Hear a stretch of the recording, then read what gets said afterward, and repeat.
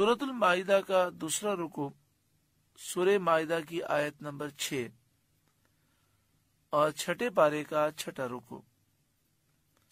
अल्लाह रब्बुल आलमीन ने इरशाद फरमाया, या अय्युहल्लज़ीना आमनू, ए ईमान वालों, इज़ा कुमतुम इलस्सलाती, जब नमाज को खड़े होना चाहो, जब तुम नमाज पढ़ने का इरादा करो और तुम्हारा वुजू ना हो, फगसिलू वुजूहकुम, तो अपने मुंह धो, अपने चेहरों को तुम धो, व अयदियकुम इलल मराफिकी, और कोहनियों तक हाथों को तुम धो, वमसहू बिरूसिकुम, और अपने सरों का मसा करो, व अर्जुलकुम इलल काबैन, और टखनों समेत अपने पांव धो। इस आयत करीमा में वुजू के मसाइल बयान किए गए और ये बयान किया गया फराइज़ वुजू 4 हैं। सैयद आलम सल्लल्लाहु अलैहि वसल्लम और आपके सहाबाए किराम हर नमाज के लिए ताज़ा वुजू के आदी थे। अगरचे एक वुजू से भी बहुत सी नमाजें फराइज और नवाफिल दुरुस्त हैं, मगर हर नमाज के लिए अलग वुजू करना ज्यादा बरकत और सवाब का बाइस है। बाद मुफस्सिरीन का कौल है कि इब्तिदाए इस्लाम में हर नमाज के लिए अलग वुजू करना फर्ज था, बाद में मनसूख किया गया। अब जब तक वुजू न टूटे, एक वुजू से कई फराइज और नवाफिल सब अदा किए जा सकते हैं।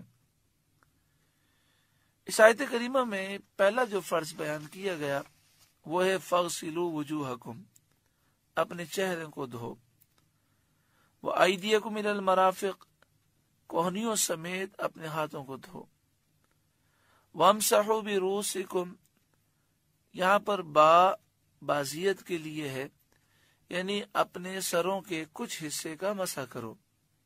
और हदीस पाक में इसकी वजाहत की गई, इससे मुराद चौथाई सर का मसा है। तो अहनाफ के नजदीक चौथाई सर का मसा करना फर्ज है। वह अर्जुलकुम इलल काबैन, और टखनों समेत पांव को धोना, ये चौथा फर्ज है।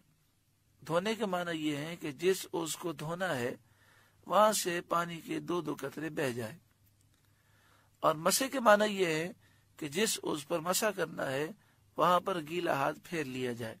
चेहरे की लंबाई चौड़ाई जो है उसे समात कर लें, जहां से आमतौर पर पिशानी पर बाल जमते हैं वहां से लेकर थोड़ी के नीचे तक, और एक कान की लौ से दूसरे कान की लौ तक, ये चेहरे की लंबाई और चौड़ाई है।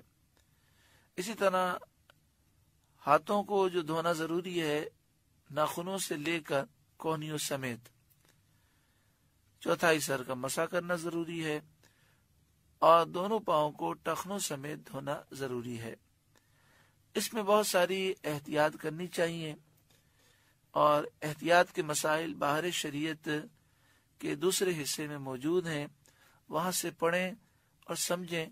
बहुत से ऐसे मसाइल हैं जिसमें लोग एहतियात नहीं करते, जिनकी वजह से उनके वुजू नहीं होते। जब वुजू नहीं होता तो फिर नमाज कैसे होगी।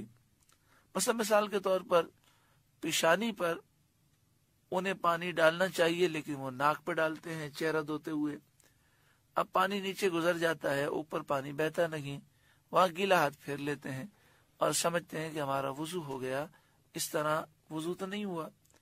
इसी तरह जिन आज़ा को धोना जरूरी है वहां बहुत सी जगह पानी के गुजरने से रह जाती हैं। जिस तरह बाज लोग हाथ धोते हैं तो हाथों में पानी लेकर वो अपनी कोहनियों पर फेंक देते हैं, और पानी बाज जगह से गुजर जाता है, बाज जगह वो गीला हाथ फेर लेते हैं। इस तरह के बहुत सारे मसाइल हैं। तो अपनी नमाज को दुरुस्त करें, बाहर शरीयत के दूसरे हिस्से का मुताला करें जहां पर वुजू के मसाइल भी हैं, और उसमें जो गलतियां होती हैं उसकी निशानदही भी की गई है। आगे शायद फरमाया, व इन कुंतुम जुनुबन फत्तहरू, और अगर तुम्हें नहाने की हाजत हो तो खूब सुथरे हो जाओ। غسل کرنا کب فرض ہوتا ہے، اس کے مسائل بھی باہر شریعت کتاب کے دوسرے حصے میں آپ دیکھیں اور سمجھیں۔ جب غسل فرض ہو جائے تو پھر غسل میں 3 چیزوں کا کرنا ضروری ہے۔ نمبر 1 کلی کرنا، نمبر 2 ناک میں پانی چڑھانا، اور پورے جسم پر پانی بہانا۔ کلی کرنے میں احتیاط کرنی چاہیے، دانتوں کے درمیان کوئی ایسی جگہ نہ ہو جہاں پر پانی نہ گزرے، اس طرح پھر کلی نہیں ہوگی۔ تو جب غسل فرض ہو تو دانتوں کے درمیان اگر گوشت کے ریشے پھنسے ہوں تو اسے خلال کے ذریعے جدا کریں اور اچھی طرح کلی کریں۔ غرغرہ کرنا غسل میں فرض نہیں بلکہ مستحب ہے۔ اسی طرح ناک میں پانی چڑھانا، تو ناک کی جہاں تک نرم ہڈی ہے وہاں تک پانی چڑھانا ضروری ہے، اور ناک کی جڑ تک پانی پہنچانا یہ غسل میں فرض نہیں بلکہ مستحب ہے۔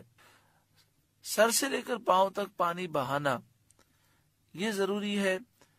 بہت سی ایسی جگہیں ہیں جہاں پر اگر احتیاط سے پانی نہ پہنچایا جائے تو پانی نہیں پہنچتا، جیسے مثال کے طور پر کندھے پر پانی ڈالتے رہیں تو بغل میں پانی نہیں پہنچے گا۔ اس طرح کی بہت ساری احتیاطیں ہیں جو باہر شریعت کے دوسرے حصے میں لکھی ہوئی ہیں۔ اللہ تبارک و تعالی ہمیں یہ مسائل سمجھنے کی توفیق عطا فرمائے۔ جب وضو میں خامیاں ہوں گی، غسل میں خامیاں ہوں گی، نماز کے فرائض و شرائط معلوم نہیں ہوں گے، تو پھر نماز کی لذتیں اور روحانیت کیسے نصیب ہوگی۔ وَإِن كُنتُم مَرْضَىٰ، اور اگر تم بیمار ہو، او علی سفر، یا سفر میں ہو، او جاء احد منکم من الغائط، یا تم میں کوئی قضائے حاجت سے آیا ہو، یعنی اس کا وضو ٹوٹا ہوا ہو، او لامستم النساء، یا تم نے عورتوں سے صحبت کی ہو یعنی غسل فرض ہو، فلم تجدوا ماء، اور ان صورتوں میں پانی نہ پاؤ، فتیمموا سعیدا طیبا، تو پاک مٹی سے تیمم کرو، فامسحوا بوجوہکم وایدیکم من، تو اپنے منہ اور ہاتھوں کا اس سے مسح کرو۔ تیمم کرنے کے مسائل اس سے پہلے گزر چکے ہیں۔ مزید تفصیل جاننا چاہیں تو باہر شریعت کے دوسرے حصے کا مطالعہ فرمائیں۔